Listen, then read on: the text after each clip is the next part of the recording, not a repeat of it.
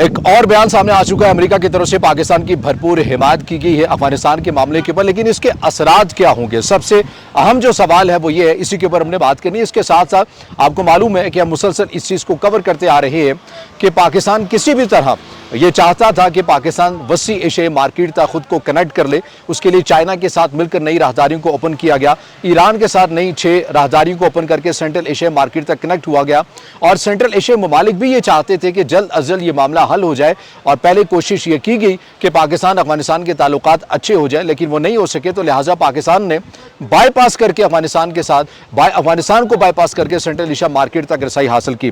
لیکن اب جو بیانات ہمارے سامنے آ رہے ہیں اس سے ایسا لگ رہا ہے کہ جو وسیع ایشیائی ممالک ہیں وہ کچھ خاص خوش نہیں ہیں کہ افغانستان کو بائی پاس نہ کیا جائے۔ بیانات کیا آئے ہیں یہ بھی میں پڑھ کر آپ کے سامنے رکھوں گا آج کے اس ولاگ میں۔ اس کے ساتھ ایک اور جو خبر ہے وہ خبر سامنے آ رہی ہے کہ پاکستان اور سعودی عرب کا ایک نیا طرز کا بھی ایک ایگریمنٹ ہو گیا ہے، اس حوالے سے بھی آج کے اس ولاگ میں بات کر لیتے ہیں۔ تو آغاز کرتے ہیں۔ السلام علیکم، میں ہوں رضا عباس، آپ سے درخواست کہ ویڈیو کو لائک اور چینل کو سبسکرائب ضرور کیجئے گا۔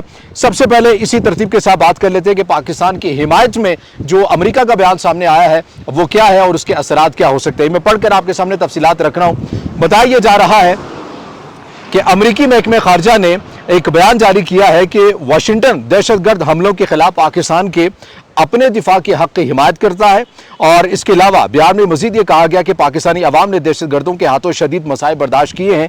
یہ بیان پاکستان اور افغانستان کے درمیان جاری سرحدی کشیدگی کے تناظر میں سامنے آیا ہے۔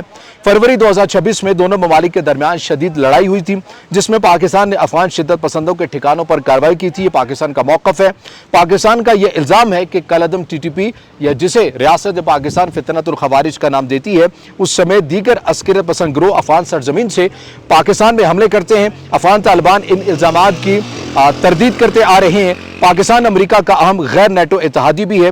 صدر ٹرمپ کی واپسی کے بعد دونوں ممالک کے تعلقات بہتر ہوئے ہیں، اور سفارتی سطح کے اوپر جس قسم کی ایسے معاملات کے اوپر پاکستان یہ چاہتا تھا کہ حمایت ہو، وہ اب کھل کر واشنگٹن کی طرف سے پاکستان کو مل رہی ہے۔ اور پاکستان کا جو بیانیہ تھا، اور یہ بیانیہ کچھ اچھے مثبت تعلقات کی بنیاد کے اوپر ہی فقط نہیں بنا، بلکہ ظاہر ہے پاکستان نے اس بنیاد کے اوپر ثبوت رکھے ہیں، شواہد رکھے ہیں، چائنا کے سامنے رکھے ہیں، ایران کے سامنے رکھے ہیں، دیگر ممالک کے سامنے رکھے ہیں، خطے کے ممالک کے سامنے رکھے ہیں۔ اور یہ خالی واشنگٹن ہی کی بات نہیں ہے، بلکہ رشیا جس نے افغانستان کو ایکسپٹ کیا ہوا ہے، وہ بھی اس بات کو تسلیم کرتا ہے کہ افغانستان کے اندر مسلح جدید گروہوں کی ایک بڑی تعداد ہے، بلکہ رشین رپورٹس کے مطابق 23,000 جنگجو افغانستان کی سرزمین کے اندر موجود ہے۔ تو بہرحال واشنگٹن کی طرف سے بھی یہ جو حمایت ہے یہ سامنے آئی ہے۔ دوسری خبر کے اوپر ہم بات کر لیتے ہیں، جس کا ذکر میں نے ابتدا کے اندر کیا کہ پاکستان بڑے عرصے سے کوشش کر رہا تھا۔ QTTA راہداری تھی، اس کو پاکستان نے چین کے ساتھ کنیکٹ کر کے ازبکستان، قازقستان، کرغزستان اور دیگر جو سینٹرل ایشیائی ممالک ہیں ان کے ساتھ کنیکٹ ہوا۔ پہلی کھیپ پاکستان نے انہی رستوں کے ذریعے موصول بھی کی اور بھیجا بھی گیا۔ پھر ایران کے ساتھ 6 نئی راہداریوں کو اوپن کیا گیا۔ مقصد یہ تھا کہ افغانستان اپنے رویے کے اندر سنجیدگی نہیں دکھا رہا ہے، اور اس کے اندر جو سب سے ایک اہم چیز تھی کہ افغانستان کے اندر جو ایک بدامنی کا پہلو ہے، عدم استحکام کا پہلو ہے، وہ جب تک دور نہیں ہو جاتا پاکستان کسی بھی طرح کا جو تجارتی یا راہداریاں ہیں وہ افغانستان کے ذریعے پاکستان خود کو ان کے ساتھ کنیکٹ نہیں کر سکتا۔ ورنہ اس پلیٹ فارم سے ہم بار بار یہ کہتے تو آئے ہیں کہ اگر پاکستان افغانستان کے ذریعے وسیع ایشیائی ممالک کے ساتھ کنیکٹ ہوتا ہے تو یہ سب سے بہترین رستہ بھی ہے، سب سے مؤثر رستہ بھی ہے، اور سب سے سستا رستہ بھی ہے۔ QTTA کو ایکٹیو کیا گیا، 6 نئی راہداریوں کو اوپن کیا گیا۔ اس کے ذریعے پہلی کھیپ پاکستان نے موصول بھی کی اور پاکستان نے بھی بھیجی، لیکن اب وسیع ایشیائی ممالک کے بیانات آنے کا سلسلہ شروع ہو چکا ہے، اور وہ اب یہ ڈیمانڈ کر رہے ہیں یا انڈائریکٹلی جو ہے اب یہ کہہ لیں کہ ان کے بیانات سامنے آ رہے ہیں کہ جو پاکستان افغانستان کو بائی پاس کر کے QTTA کو ایکٹیو کر رہا ہے، یا پھر ایران کے ساتھ کنیکٹ ہو کر وسیع ایشیائی مارکیٹ کے ساتھ کنیکٹ ہو رہا ہے، یہ ازبکستان کو یا سینٹرل ایشیائی ممالک کو یہ رستے مہنگے پڑ رہے ہیں، ان کے اندر لاگت زیادہ آ رہی ہے۔ اسی لیے بیانات سامنے آ رہے ہیں کہ افغانستان کو ان نئی راہداریوں کے اندر ایڈ کیا جائے۔ حالیہ جو بیان سامنے آیا ہے وہ کیا ہے یہ میں پڑھ کر آپ کے سامنے رکھ دیتا ہوں کہ ازبکستان کے صدر کے نائب مشیر اور وسیع ایشیا کے انٹرنیشنل انسٹیٹیوٹ کے ڈائریکٹر نے یہ Asia Afghanistan think tank forum سے خطاب کرتے ہوئے یہ کہا ہے کہ تاشقند افغانستان کو وسیع ایشیا کا لازمی حصہ سمجھتا ہے اور علاقائی عمل میں اس کی فعال شمولیت کی مکمل حمایت کرتا ہے۔ انہوں نے یہ زور دیا کہ افغانستان کو علاقائی مستقبل کی تشکیل کا شریک مصنف بنایا جائے، نہ کہ صرف حاشیے پر رکھا جائے۔ افغانستان کی استحکام اور معاشی بحالی وسیع ایشیا کے مجموعی مستقبل سے جڑی ہوئی ہے۔ اب آپ اس لائن سے اندازہ لگائیں، میں دوبارہ پڑھ کر آپ کے سامنے رکھ رہا ہوں کہ افغانستان کی استحکام اور معاشی माशी बहाली वस्ती एशिया के मजमूई मुस्तकबिल से जुड़ी हुई है। अब इसके अंदर तजावीज़ भी दी गई हैं, वो क्या है ये भी मैं पढ़कर आपके सामने रखता हूँ। इसमें बताया गया कि बड़े बुनियादी ढांचे के मंसूबों ट्रांस अफगान जो कॉरिडोर है जिसको तापी भी कहा जाता है, यहाँ अफगानिस्तान को फ़ाल किरदार दिया जाए। पानी के अमूर ये कोश टीपा कनाल है और मौसमियाती ताउन में अफगानिस्तान को शामिल करते हुए मुश्तरका फ्रेमवर्क बनाया जाए। पाकिस्तान के तनाजुर में जो इसका तजिया है वो ये है कि जोग्राफाई और माशी मफादात वसी एशिया के लिए अफगानिस्तान सबसे मुख्तसर और सस्ता रास्ता तो है। पाकिस्तान भी ये चाहता है, लेकिन चूँकि अफगानिस्तान की जो सूरत हाल है ज़ाहिर है पाकिस्तान को उस हवाले से कंसर्न रहते हैं। इसका एक और पहलू भी है जो मैं आपके सामने रखना चाहता हूँ। वो एक और पहलू ये है कि देखिए पाकिस्तान ने बहुत पहले सार्क के अंदर अफगानिस्तान को भी रजिस्टर्ड किया था।